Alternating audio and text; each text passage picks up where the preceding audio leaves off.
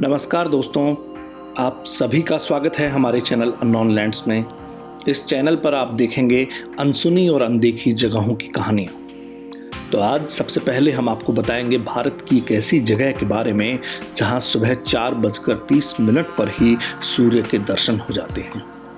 भारत के एक राज्य को लैंड्स ऑफ डॉन यानी कि सुबह की जमीन भी कहा जाता है, और ये जगह है अरुणाचल प्रदेश, जहां सूर्योदय सुबह 4:30 बजे ही हो जाता है।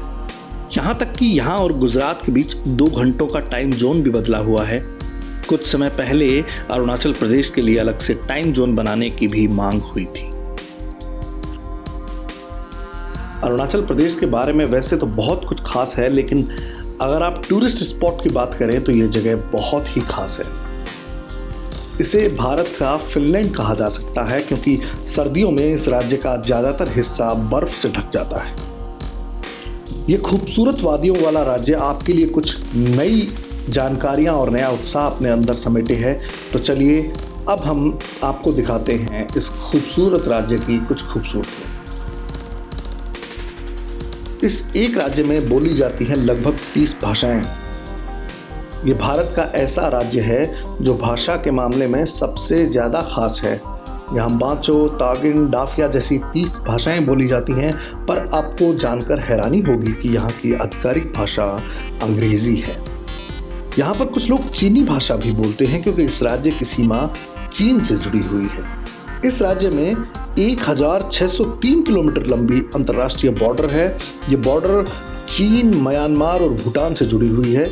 अरुणाचल प्रदेश में इसलिए काफ़ी मिक्स कल्चर के लोग मिलते हैं, और यहाँ इसलिए इतनी ज़्यादा भाषाएं बोली जाती हैं। अरुणाचल प्रदेश में आपको मिलेगी साफ हवा, क्योंकि यहाँ का लगभग 80% इलाका जंगलों से घिरा हुआ है।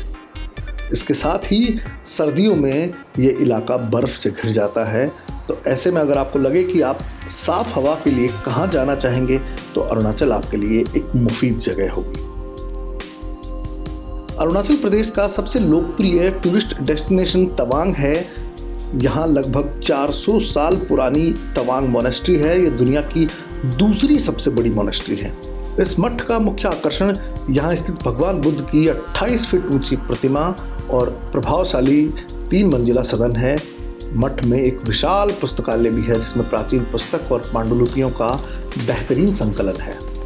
तवांग शब्द में ता का अर्थ होता है घोड़ा और वांग का अर्थ होता है चुना हुआ।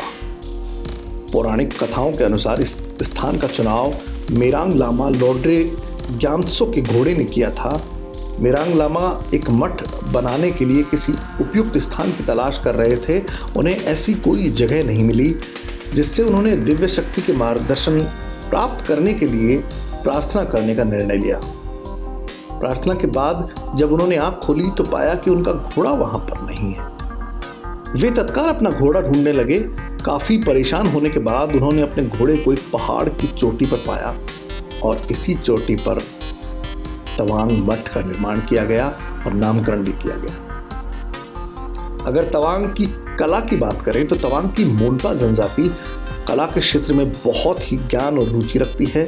यहाँ के लोगों ने थनका पेंटिंग और हाथ से बने पेपर के जरिए भी काफ़ी नाम कमाया है, या कहा जा सकता है कि उन्हें इस कार्य में महारत हासिल है। इनकी कलाओं में लकड़ी का मुखौटा भी प्रमुख है, जिसका इस्तेमाल तोरग्या त्योहार के दौरान तवांग मठ के प्रांगण में होने वाले नृत्य के दौरान किया जाता है। तो जानते हैं अरुणाचल प्रदेश की कुछ और जानकारियाँ, जैसे 7 सिस्टर्स यानी नॉर्थ ईस्ट के 7 राज्यों में सबसे बड़ा राज्य है अरुणाचल प्रदेश। ये लगभग 84,000 वर्ग किलोमीटर लंबा है, और यहाँ के रास्ते इतने खूबसूरत हैं कि यहाँ जाकर एक बारगी आपको लगेगा कि आप स्विट्जरलैंड या फिनलैंड में घूम रहे हैं, यानी विदेश यात्रा का मज़ा आपको आपके अपने देश में मिल जाएगा। चूँकि वीडियो में मैं पहले बता चुका हूँ, इस राज्य का तकरीबन 80% इलाका जंगलों से घिरा है। ऐसे में यहाँ भारत के इस राज्य में 200 से ज़्यादा स्तनधारियों की प्रजातियाँ मिलती हैं, जो भारत में कहीं और नहीं मिलती हैं। तो अगर आप वन्यजीव प्रेमी हैं और आपको एक असली रोमांच का अनुभव करना है, तो ये राज्य आपके लिए सबसे मुफीद है।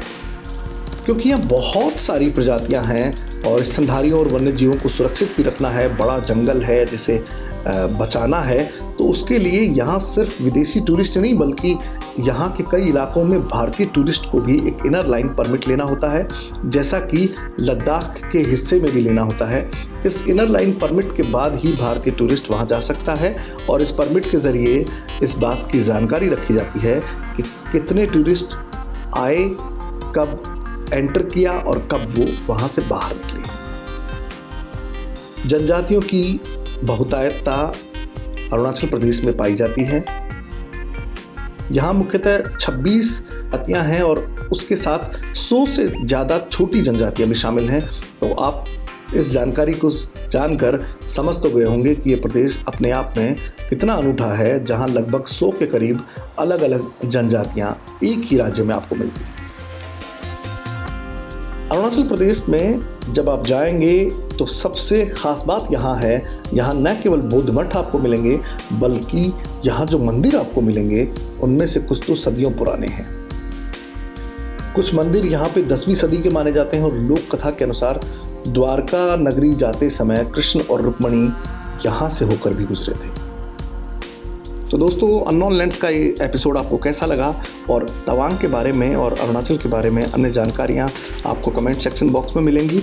और हमारे चैनल को आप सब्सक्राइब कीजिए, लाइक कीजिए और शेयर कीजिए वीडियो को, जिससे कि अन्य लोगों तक भी ये जानकारी पहुँच सके।